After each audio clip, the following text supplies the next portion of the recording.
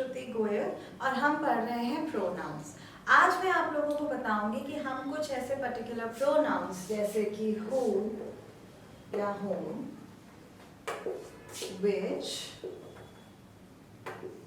या that, इन तीनों को अगर हम सेंटेंस के बीच में यूज करते हैं तो हमारे एग्जाम पॉइंट ऑफ व्यू से किस टाइप के सेंटेंसेस आ सकते हैं और हमको किन किन चीज़ों का ध्यान रखना होता है। सो आपको याद रखना है हु या whom, जैसे हमने हमारी पिछली क्लास में डिस्कस किया था, हमेशा लोगों के लिए होता है और सब्जेक्ट और ऑब्जेक्ट का इसमें डिफरेंस होता है। नाउ इफ आई से ही is the man who helped me.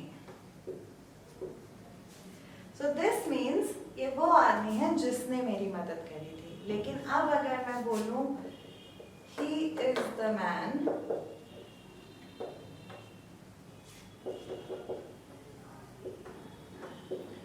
ये वो आदमी है जिसकी मदद मैंने करी थी, तो हमारा हु और whom में डिफरेंस आ जाता है सब्जेक्ट और ऑब्जेक्ट को लेकर। सो हमको हमेशा याद रखना है हु और whom हमारा सब्जेक्ट और ऑब्जेक्ट के लिए इस्तेमाल होता है, whereas जब हम लोगों की बात करते हैं सिर्फ तभी। जब हम which की बात करते हैं तो हमको बहुत ज़्यादा ध्यान देना है which यूज होता है हमारा थिंग्स के लिए। जब हम लोगों की बात कर रहे हैं, जब हम चीज़ों की बात कर रहे हैं तब। सो अब अगर मैं बोलूँ this is the book, so this is the book which I read, मतलब ये वही किताब है जो मैंने पढ़ी थी। अब यहाँ पर मैं किताब की बात कर रही हूँ, so I will have to use which। And same ways अगर हम एक ह्यूमन और एक एनिमल की इकट्ठे बात करें, सो हम यूज करते हैं that। अगर हम सिर्फ एनिमल की बात कर रहे हैं उसको हम यूज कर सकते हैं which में ही। सो इफ आई से this is the dog which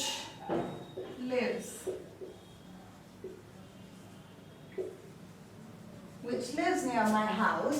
तो यहाँ पर भी अब हम एक जानवर की बात कर रहे हैं, तो हम यूज करेंगे which। बट सबसे ज्यादा जरूरी है याद रखना, जब हम एक ह्यूमन और एक एनिमल की इकट्ठे बात कर रहे हैं तब हम यूज करेंगे that। सो यहाँ आपको याद रखना है if I say the man,